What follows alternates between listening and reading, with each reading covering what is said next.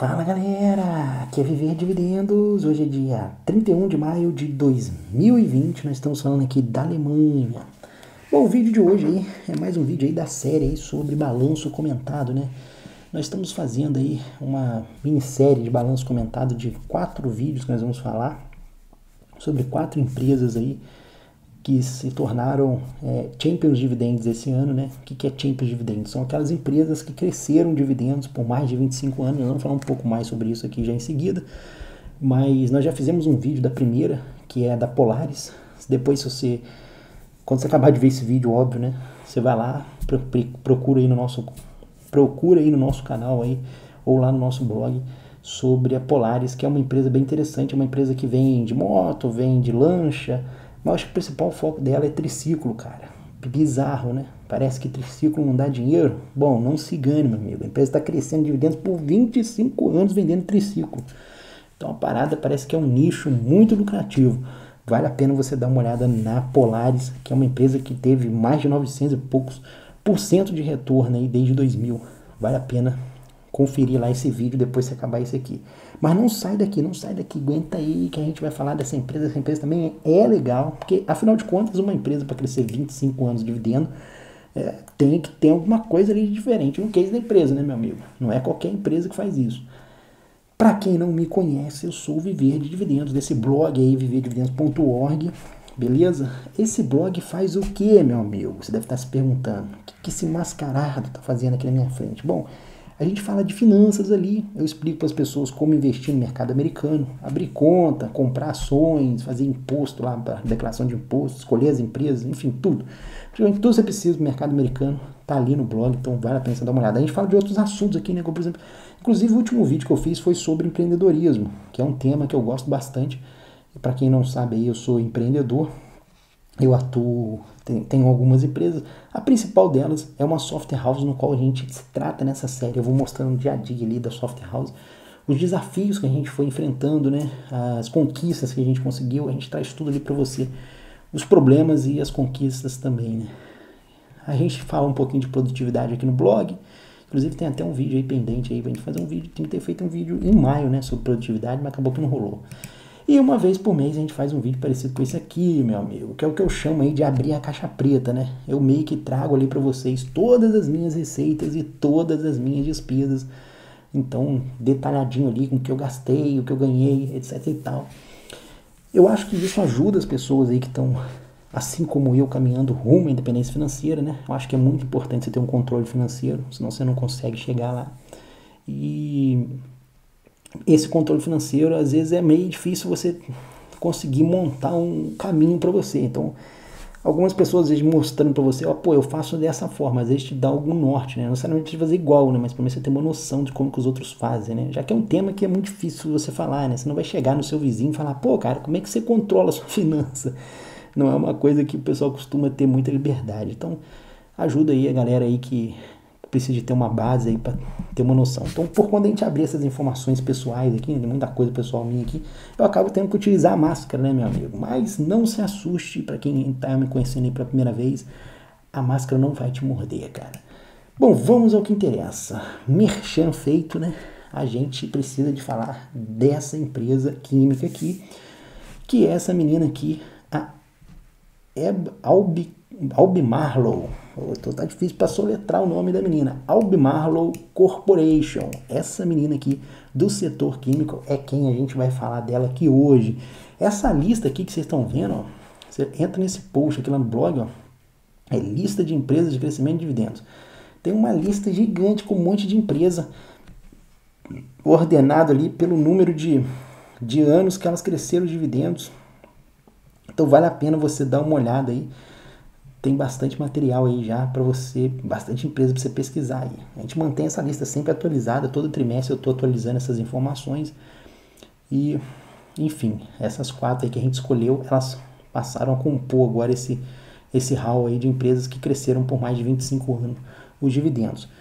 Nós vamos aqui falar sobre os números dela, depois falar do case e por fim, lá no finalzinho, a gente vai fazer um valuation dela, ver se será que a Albemarle está cara ou está barata? Bom, vamos ver, né? A Polaris estava cara, né? Será que a Albemarle vai estar barata? Vamos descobrir. Essa série que a gente está fazendo aqui, meu amigo, ela é uma série comemorativa aí dos 10 milhões de acesso aqui no blog, cara. Nós estamos com 9,9 milhões. Eu queria terminar a série antes de virar os 10 milhões, mas ainda bem que vocês não vão me deixar acabar isso antes, né, cara? Então eu acredito que provavelmente antes do próximo vídeo a gente já tenha virado essa casa aí dos 10 milhões aí. Até inclusive aproveitar e pedir para vocês aí, se você não me ajude a divulgar o blog, né? Porque eu falo muitas vezes aqui algumas coisas de política, aquela coisa, o YouTube acaba, falei algumas coisas, algumas verdades do coronavírus e tal. E o YouTube acaba cerceando aí meu blog na pesquisa, né? Eu reparei que caiu muito o acesso do meu blog via pesquisa do YouTube, do Google, né? Então, se vocês puderem aí compartilhar o blog aí com seus amigos aí, eu conto com vocês aí para divulgar a mensagem do Viver Dividendos, né? Passa aí para aquele seu colega o link do blog e deixa arder, meu amigo. Me ajuda aí nessa divulgação, porque o Google tá me sabotando. Bom, vamos ao que interessa, né? Vamos dar uma olhada nos números aí da Albemarle. Vou pegar minha canetinha aqui. Vou ver se eu mostrar para vocês aqui, ó. Aí, essa menina aqui que a gente vai falar hoje, Albemarle Corporation, código ALB na bolsa. Para quem não conhece esse site aqui, é o Morningstar. Nós temos aí feito os vídeos a partir dele. Essa informação é gratuita. Ele tem até lá uma assinatura premium, lá aqui eu vou ensinar a versão premium do Morningstar. Eu praticamente, isso aqui que está aqui resolve a minha vida. Mas se alguém quiser fazer alguma garimpagem ali, talvez eles possam te ajudar a versão premium lá. Vou fazer um merchan aqui pro Morning aqui, né? Eu não assino, né? Quem tiver interessado em alguma plataforma desse tipo aqui pro Brasil, tá, gente? A gente tem o pessoal da Pense Rico. Você acessa aí o plataforma.penserico.com. Eles são parceiros nossos aqui, estão sempre aqui com a gente e pode dar uma luz para você aí, parecido com essa daqui, o quadro deles, porém focado em empresas brasileiras. Vamos ao que interessa. Vamos lá, vamos dar uma olhada aí nos últimos 10 anos da Albemarle. A Albemarle é uma empresa química, né? Ela é focada no setor químico. A gente vai dar uma olhada no case dela daqui a pouquinho, mas vamos ver os números dela, se o número tá bom, né? Eu gosto primeiro dar uma olhada rápida nos números, né? Vejo se tem alguma discrepância e tal, vejo que os números estão ok, aí eu começo a analisar o case da empresa. Eu vejo, e aí, essa empresa aqui e tal, não sei o quê. Então, às vezes, de repente, é bom você dar um mini filtro aqui rapidinho, né? Bom, olhando aqui em 2010, a empresa tinha 2,3 bilhões de receita e agora aí tá com 3,4 aí nesse ano, né? Fechando aí ano lá, já que já considera o primeiro trimestre, né? Parece que teve uma quedinha aqui comparado ao trimestre do ano anterior. Mas você vê que não é uma empresa muito grande, né? A Albemarle não é uma empresa com bilhões e bilhões e bilhões de receita, né? É uma empresa com uma receita para nível americano, né? Para nível brasileiro é uma empresa gigantesca, né? Mas para nível americano é uma empresa ali que não é muito grande, né? Então, tem muito... Isso é um bom sinal de que a empresa tem muito caminho para crescer, né? Se ela está aumentando dividendos há 25 anos, significa que ela pode crescer ainda mais. Eu falei que eu ia falar um pouco sobre empresas de crescimento de dividendos, né? Eu sou muito fã desse tipo de empresa. Eu tenho até essa página aqui que eu mostrei para vocês, que eu mantenho ela sempre atualizada. Para mim, cara, é fundamental que a empresa esteja naquela lista ali para estar na minha carteira. Então, para quem não conhece a empresa de crescimento de dividendos, acesse o meu blog lá, pesquisa esse termo, crescimento de dividendos, e vai lendo os conteúdos, que tem muita coisa que eu já falei sobre isso lá. São empresas fantásticas, é uma característica de empresa que é, para mim, assim, fenomenal.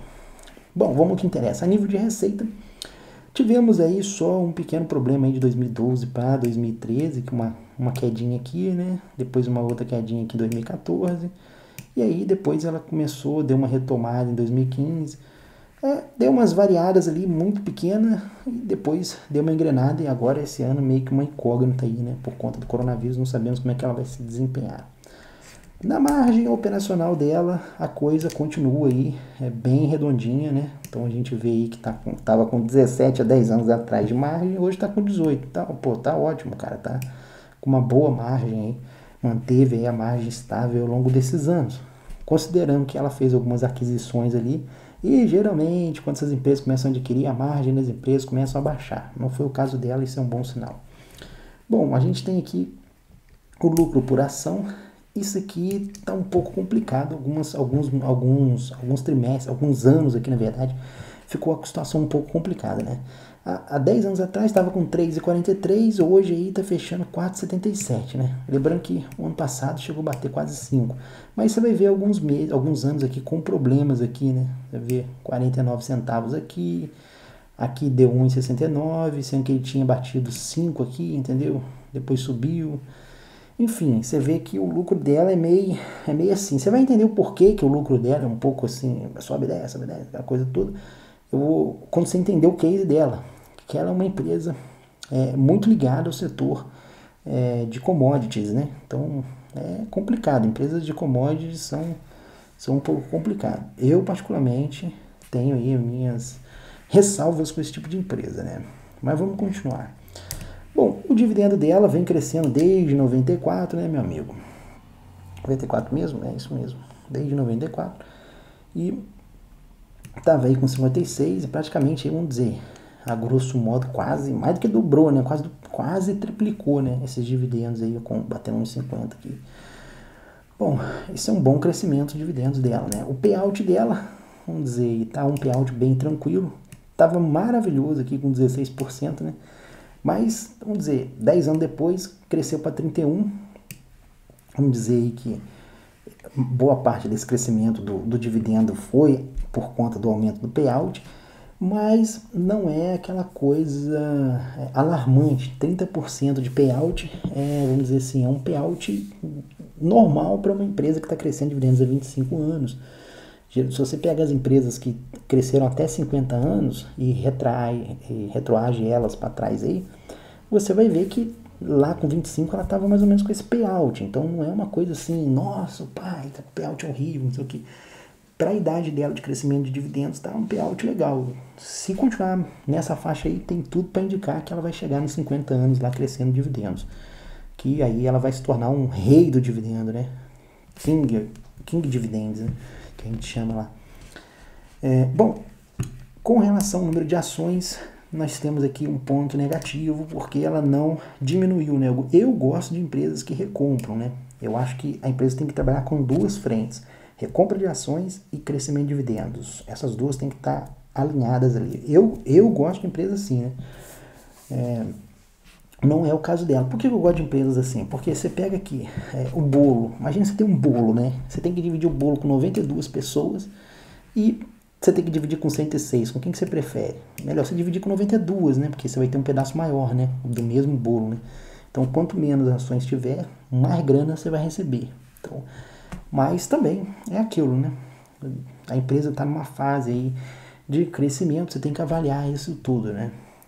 De modo geral, o balanço dela aí parece aí um balanço razoável aí, exceto aí colocaria um ponto de atenção nessas questões do lucro, que foi um pouco sazonal. A receita conseguiu segurar um pouquinho, mas o lucro foi bem mais montanha-russa aí na situação, né? Bom, a nível aí, primeiro momento desse balanço, parece um balanço legal, né? Vamos descer aqui para baixo, vamos dar uma olhada na dívida dessa menina, né? Para quem não conhece aí, o indicador que eu uso para dívida é esse cara aqui, que é o Interest Coverage, que é o índice combinado de juros, né? Que define ali o poder que a empresa tem para pagar as dívidas, né? Então muita gente usa dívida pelo PL, dívida pelo EBIT, não sei o quê. Ah, cara, isso não quer dizer absolutamente nada. Se o cara tem uma dívida grande, mas tem um potencial para pagar, beleza, né?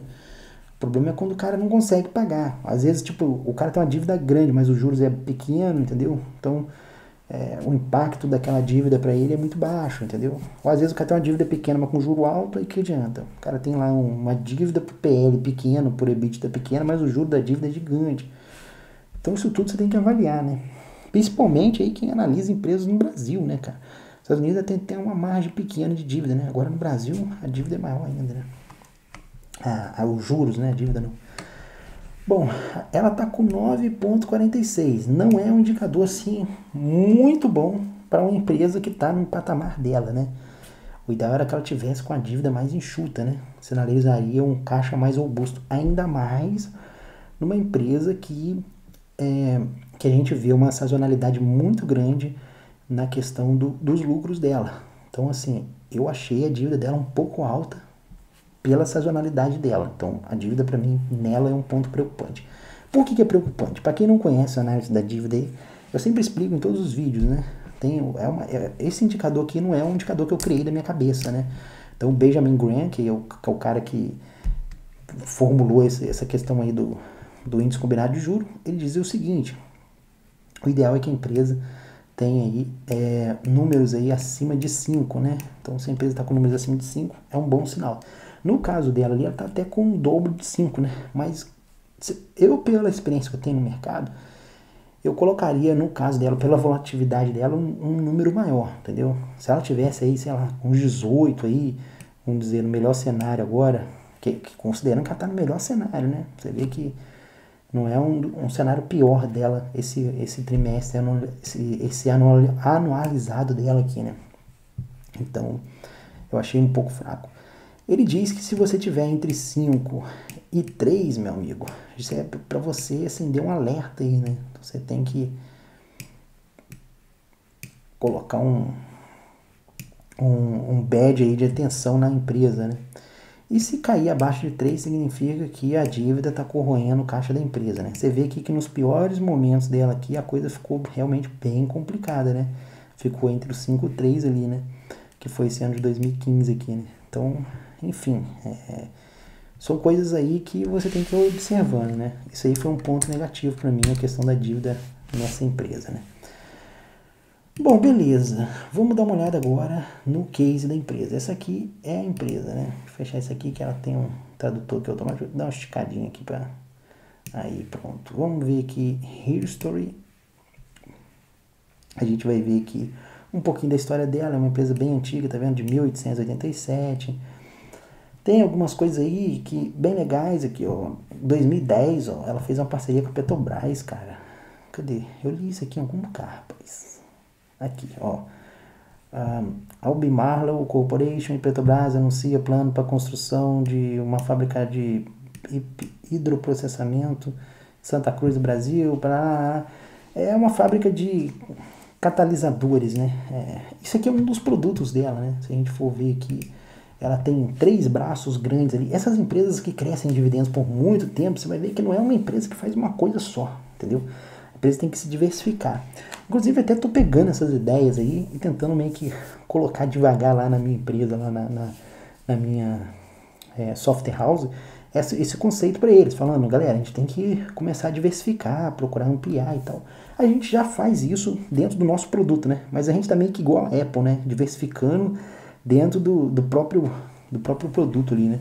Eu já meio que diversifico na minha vida vários ativos, né? Eu tenho outras empresas, eu toco outros negócios, e dentro da bolsa eu tenho empresas de vários tipos, então eu sou bem diversificado. Mas eu quero que as minhas empresas também sejam diversificadas, porque pelo que eu vejo no mercado, empresa para sobreviver a longo prazo não pode fazer uma coisa só, cara. Tem que fazer mais de uma. Então ela tem 3 braços grandes aqui, que é a produção de lítio, que basicamente todos eles ligados à parte química, né? Então, o legal também dessas empresas, que você observa, essas empresas que crescem, elas são bem diversificadas, mas elas não fogem do core business dela não, entendeu? São coisas que estão relacionadas entre si, tá dentro do principal foco dela. Porque tem algumas empresas que às vezes você pega, por exemplo, sei lá, AT&T, pô, AT&T vende celular e sinal de internet, e de repente ela foi lá e comprou uma empresa o Yahoo, sei lá, nem sei, acho que foi Yahoo que eles compraram, né? Foi lá e comprou uma empresa que não tem nada a ver, entendeu? E comprou uma empresa de mídia que não tem nada a ver também. Então, tipo assim, tomar cuidado com essas diversificações meio sem noção, né? Meio nada a ver. Tipo, vou dar um exemplo que eu achei que foi péssimo. A Apple comprando aquela... Rapaz, esqueci o nome daquela empresa de caixa de som que a Apple comprou. Mas enfim, pesquisem aí que vocês vão saber. Eu acho que não foi uma boa tacada, porque não tinha nada a ver com o case da Apple, né? Mas enfim, às vezes dá certo o negócio, né? Você pega a Microsoft pra você ver. A Microsoft lá entrou no mercado de videogame, pum, estourou, né? Mas bem que o videogame tem até a ver, né? Porque para fazer o videogame, fazer o game, né? Você precisa de fazer software, né? E a Microsoft é especializada em software. Então, vamos dizer, tá ali dentro da coisa, né? Mas, vamos lá. Voltando aí a Albemarle, né? Ela fabrica aí, são 3 braços, que é o lítio, que são aquelas baterias. Então, cara, a gente vai falar um pouquinho sobre lítio aí. Esses catalisadores que são produtos aí mais para indústria petroquímica, então refinarias de petróleo, essas coisas, que ela fez a parceria com a Petrobras. E a gente tem o bromine, né, que acho que é bromo, né, é um minério. O bromo, se não me falha a memória aqui, acho que eu anotei algumas coisas aqui, deixa eu ver, o bromo é utilizado para limpeza, produtos de limpeza, para limpeza de água, né, uma coisa de água lá, e na pulverizações, né, plantações, na parte agro do negócio, né. Acho que basicamente são esses 3 pontos aí, se não me falha a memória, que eu anotei aqui do bromo. Então, ela atende vários nichos de mercado, né? Mas vamos dar uma olhada a fundo aí pra gente entender mais ou menos esse case dela aí, né? Vou pegar o balanço dela aqui, ó. Coloquei aqui pra vocês terem uma noção aqui de cada segmento aqui, né? Pra gente ter uma ideia, né? Então, é uma empresa aí de 132 anos, tem 5.600 empregados, está em 75 países, né? E o payout que a gente já comentou. Bom, o segmento de lítio dela corresponde a 37% da receita. O catalisadores 29%, você vê que é uma receita bem distribuidinha ali, né? Não tem assim nenhum segmento hoje, tipo, 60%, não sei o quê. Eles estão ali brigando ali. E o bromo, especialidades em bromo, 28% aí da receita dela. Então, dentro desses 3 braços químicos aí, a empresa é bem distribuída, né? Que destaque a gente tem aqui nessa questão? Bom, primeiro de tudo, né, a questão do lítio, né, que é o que eu falei com vocês, que é onde são feitas as baterias, né, são utilizados para fazer a bateria de celular, por exemplo, o celular que acabou de apitar aqui, né, que inclusive a bateria dele estourou esses dias aí. Rapaz, entrei num negócio aqui que não tinha nada a ver. A bateria do meu iPhone estufou, tive que comprar um outro iPhone. Essas baterias de lítio aí são realmente um problema, né? Eu tô até com outro aqui também com a bateria estufada. Deixa eu ver se eu consigo pegar aqui pra vocês verem. Aí, ó o menino como é que tá. Aí, rapaz. Esse aqui tá com a bateria estufada, também tem que ir lá trocar. E esse aqui é o outro que tá com a bateria estufada também. Aquele ali é o novo ali que eu comprei. Mas tô com 2 iPhones aqui, tudo bem que aquele lá, aquele primeiro que eu mostrei já tá velhinho, coitado. Mas, pô, o problema deles, dos iPhones, é bateria, bicho. Mas o software tá uma maravilha, tá rodando ali. Se não fosse a bateria, tava vivendo. Inclusive aquele lá é o WhatsApp do blog, né? Bom, o que acontece?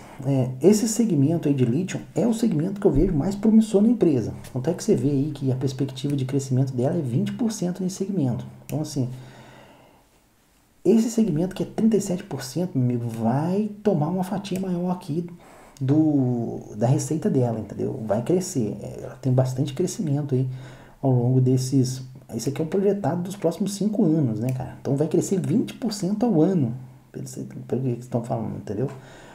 Então é um crescimento muito robusto aí nesse segmento de lítio. E com certeza deve crescer mesmo, porque basicamente aí, essas baterias de lítio, elas são usadas em celulares, em smartwatch, né? Tipo esses Apple Watch da vida, esses caras usam tudo isso.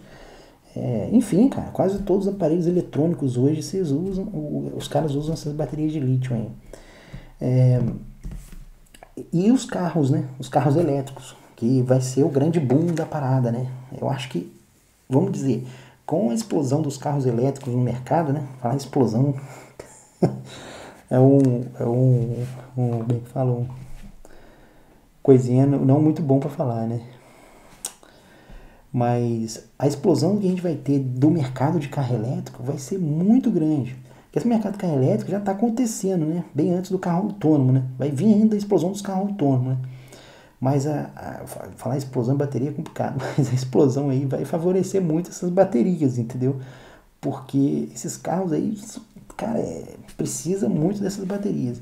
Então, essa empresa aqui, cara, a Albemarle, ela tem um potencial de crescimento muito grande para os próximos anos, porque vai ter uma demanda muito grande nessa questão de lítio dela, né? E você vê que ela teve uma leitura muito boa, né? Porque ela fornecia catalisadores para o segmento de petróleo, né? E o petróleo meio que vai acabar, né? Você vê que o petróleo vai vai meio que dar uma murchada, e aí, mas ela já está entrando num segmento que vai ser a bola da vez, né? Que é essa questão das baterias aí, né? Então, à medida que esse cara aqui vai diminuindo, esse maluco aqui vai aumentando cada vez mais. Mas ela estima ainda um crescimento de 3% aí nessa parte e no bromo ali 2%. Então, beleza, né? A gente vê aí receitas geográficas dela também, ela é bem diversificada, né? Você vê que a América aí corresponde a 30% praticamente aí da receita dela, né? O resto vem de fora. E ela está fazendo uma presença muito grande na China, né? Você vê aí, ó, 13% na China. Isso pode ser complicado a curto prazo, porque a gente está vendo aí um movimento muito grande aí dos Estados Unidos com relação à China, né? A gente não sabe o que vai se desenrolar dessa coisa toda. Deixa eu só dar uma encurtada aqui nessa página aqui. Rapaz, porque senão... Aí agora perdeu tudo. Senão vai me atrapalhar meu vídeo ali. Mas aqui de modo geral... agora já era, zoou aqui o negócio tudo. Eu vou limpar o quadro aqui de novo. Então a gente vê aí um crescimento aí muito grande aí um crescimento não, uma fatia muito grande na Ásia, sendo 13% na China, e isso me preocupa, porque o cenário global que a gente está vendo com relação à China e o resto dos outros países não é uma coisa muito legal. Mas é uma preocupação para acionistas a considerar, né? De modo geral, a receita dela é bem diversificada aí. E aqui tem um ponto positivo e negativo, né, isso aqui, né? Porque à medida que você tem vamos dizer assim, uma maior diversificação global, é uma faca de dois gumes, porque você acaba sofrendo muito com o câmbio também, né? Então você tem que levar isso em consideração. Então o câmbio impacta muito o resultado dela. Bom, falando aqui um pouquinho do lítio, né, que é o cara que eu queria falar mais aqui, então a gente vê aí 1,3 bilhões em vendas de lítio, né? Uma margem de 37% do EBITDA. Até inclusive, não é nem muito bom a gente olhar nesse tipo de empresa o lucro por ação. É melhor você olhar o EBITDA, né? Em empresas industriais, cara, olha o EBITDA, porque elas têm uma depreciação muito grande, é muito maquinário, muita coisa desse tipo. Então a depreciação é muito alta. Então o ideal é que você foque no EBITDA, né? Sempre analise o crescimento do EBITDA dessas empresas. Então, assim, apesar de a gente ter visto lá o lucro e tal, aquela coisa toda análise minha industrial é EBITDA, cara. Então, você tem que olhar o EBITDA ali. Não deu para fazer isso no vídeo, porque não tinha essa informação lá no quadro, né? Mas aí, se você for investir numa empresa dessa, tem que acompanhar. Quais são as aplicações aí do lítio, né? Então, você vê aí que 60% da aplicação dela tá aí nos veículos, né? Na parte de telefones, wearables, etc e tal. Então, a gente vê aí que já é uma receita predominante nessa parte de lítio e vai crescer cada vez mais. Então, isso aí é uma tendência muito grande de crescimento. E bom que ela tem um market share legal, né, nesse segmento, por ela ter 60% da receita dela oriunda disso, né, ela deve ter ali provavelmente market share também legal ali de modo global. Nós temos aí a parte industrial com vidros, acho que graxa e a parte aeroespacial. E algumas especialidades ali que ficam com os outros 20%, como parte farmacêutica e isso aqui acho que é borracha sintética, né? Enfim, eu não sei por que isso aqui não está no industrial, mas vamos lá. Então, assim, a parte de lítio aí, né? Ela tem uma perspectiva de crescimento muito grande. Então, acho que se você tem essa visão, como eu, de que os carros elétricos vão ser o próximo boom da parada, porque o dinheiro ao longo do tempo, gente, se vocês for analisar ao longo do tempo aí, o dinheiro ele vai trocando de mãos. O dinheiro vai trocando de mãos. Você pega lá no passado, lá você vai ver, porra, quem tava com a grana? Pô, era aqueles caras que estavam, sei lá atrás, bem lá atrás, aquelas empresas de carro, né? Empresa automobilística, né? Pô, os caras eram os caras que ganhavam muito dinheiro. Aí depois veio a galera da aviação. Pô, os caras que estavam fazendo no setor de aviação, teve um boom gigantesco, os caras ganhavam mais dinheiro. Depois viemos aí com a parte dos telecom, né? Você lembra a parte dos telecom? Os caras, o cara montava telecom, empresa de celular e ficava rico. A grana tava ali naquele negócio. Depois veio as bolhas lá bom, então não necessariamente nessa ordem, né? Depois veio as empresas techs e tal. Eu acho que o próximo boom que a gente vai ver é justamente nesse segmento aí de carros elétricos. Então, o cara que dominar esse segmento, a empresa que dominar esse segmento de carro elétrico, vai ter um estouro muito grande, vai ter é o cara que vai receber grana, entendeu? E a vantagem dela, que é o seguinte, ela é uma empresa que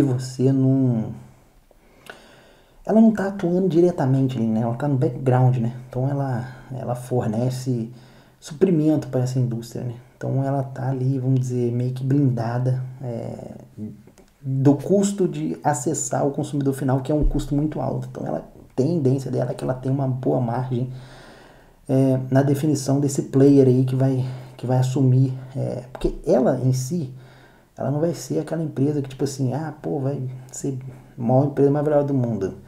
Não, as empresas mais valiosas do mundo vão ser a ponta final da cadeia. O cara que vai fazer o veículo ali, entregar pro cara, pro consumidor final. Esses caras vão ganhar muito dinheiro. Mas ela vai fornecer material para esse cara. Então ela vai ganhar junto, entendeu? Só que ela não vai ser o principal ali. Mas vamos dizer assim, ela vai surfar nessa onda, né? Vamos colocar dessa forma. Então eu acho que é uma empresa que a longo prazo aí tem boas perspectivas, principalmente nesse segmento de lítio aí, que eu acho que é o grande boom da parada. Agora, tem essa questão do lítio, ela é uma faca de dois gumes, porque é um problema que a gente tem não resolvido, né, cara? Então, se você pegar aí a parte de lítio aí, ó, você vê meu próprio celular aí, ó, estourou a bateria que eu falei com vocês aqui, né? E a taxa de recarga do lítio é muito lenta. Tudo bem que melhoraram muito isso, né? Você vai ver que eles estão investindo pesado nessa parte de lítio aqui, né? Eles estão fazendo aí alguns programas aqui, não sei se está aqui nesse slide aqui, ó. Tá vendo? Eles estão fazendo já uma próxima fronteira, né? Estão investindo pesado aí nessa questão aí de melhorar essa questão das baterias, né? Que é um problema que a gente tem histórico, né, cara? Então acho que hoje a tecnologia só não passou para um próximo level por conta da bateria, né? A bateria é um limitador muito grande.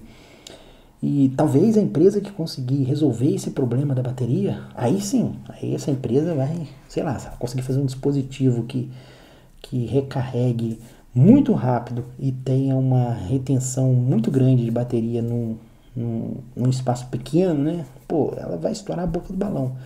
Porque hoje você pega um carro elétrico, você tem que forrar o carro inteiro de bateria, né? Então você imagina se você tivesse um dispositivozinho desse tamanho aqui que equivalesse ao que é hoje tudo de bateria. Você tem um carro com uma autonomia gigantesca, né? Então, esse é o grande problema, né? Não só ter uma capacidade grande de armazenar essas baterias, essa energia, como também ter uma recarga muito rápida. Isso é importante. Então, eles devem estar trabalhando alguma coisa nesse sentido, mas é uma barreira difícil de ser transpassada. Mas está aí uma empresa que, se você estiver interessado aí nessa questão de bateria, pode ser uma empresa interessante aí para você poder olhar, né, cara? Porque é o futuro, cara. Não tem como fugir.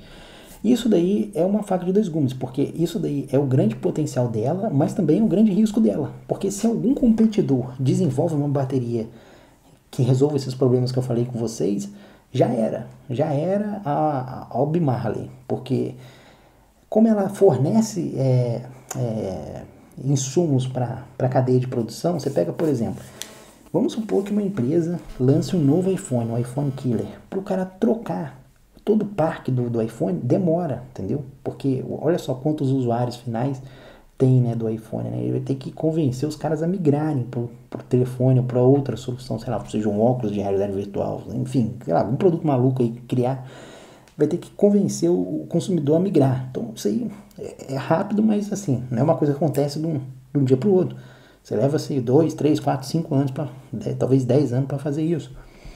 Vamos pegar um outro exemplo, Microsoft, por exemplo, que a gente veio, o Windows, cria um outro sistema operacional maravilhosamente melhor, que não sei o que, piriri. Pô, mas como é que você tira o Windows de todas as empresas que rodam o Windows? Não dá, cara. Então, é uma barreira competitiva. E essa empresa não tem essa barreira. Por quê?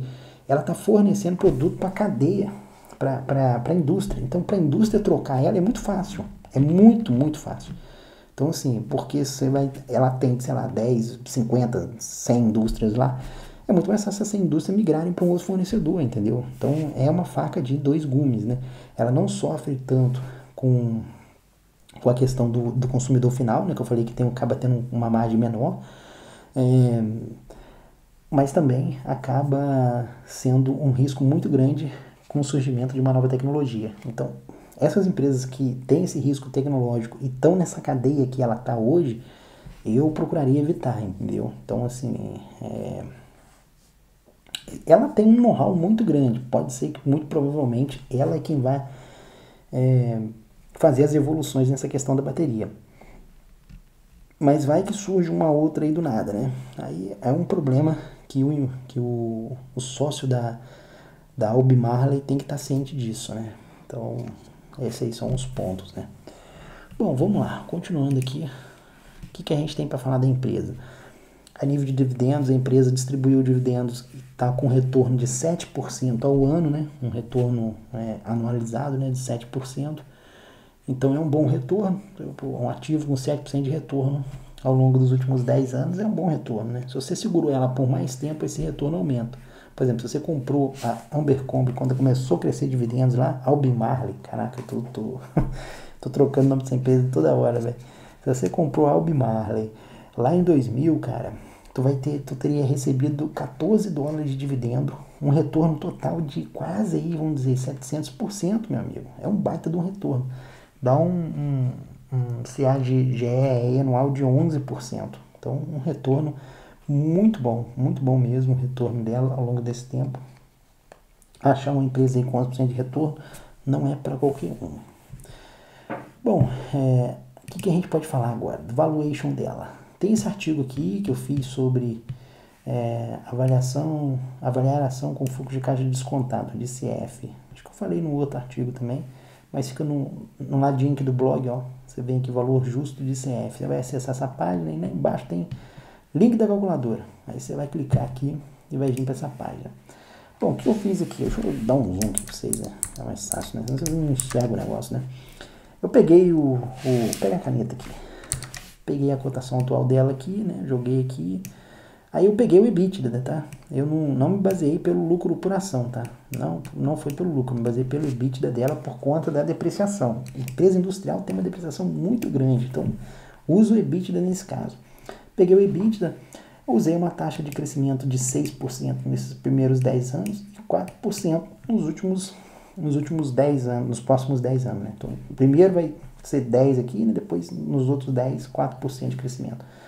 Uma taxa de desconto aí de 11%, né?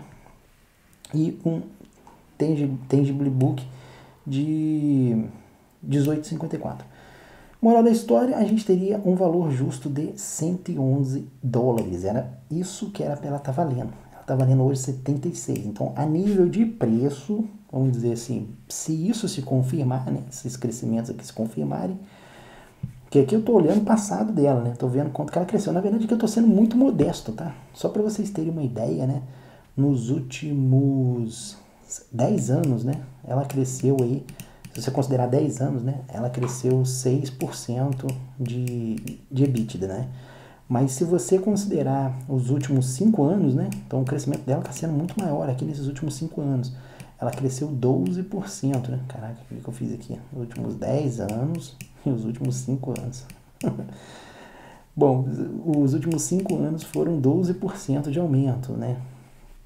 Então, assim, eu poderia ter usado aqui um indicador um pouco maior aqui, mas eu falei assim, nessas horas, eu prefiro errar para baixo, né? Então, na pior das hipóteses, se ela mantiver, ela tá crescendo ultimamente 12, né? Se ela crescer o que ela cresceu nos últimos 10, 6, tá ótimo, entendeu? Metade do que ela tem crescido hoje, né? Que é o que eu te falei, considerando aquela questão do lítio, a perspectiva do crescimento do lítio para os próximos anos, eu não duvidaria que ela chegue nesse número aqui de crescimento, nesses próximos 10 anos. Não me duvidaria. Próximos é essa taxa aí. Mas, enfim, fui um pouco conservador aqui na situação. Considerando esse cenário aqui, já um pouquinho pior do que o normal, a gente teria uma margem de segurança aí de 32%, vamos colocar aí, né?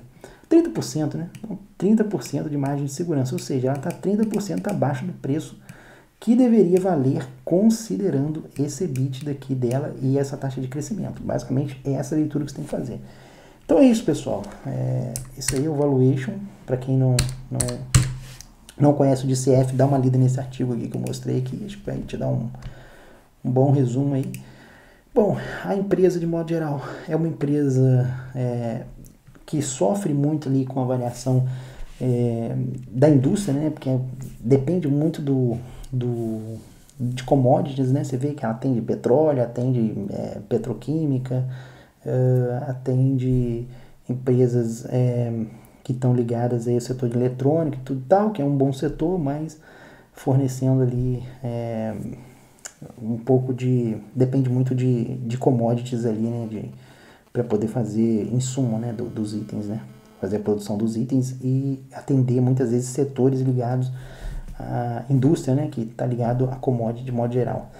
Então, assim, por conta disso, acaba que a empresa sofre um pouco de volatilidade. Ao longo desses 25 anos, ela tem conseguido lidar bem com isso, né?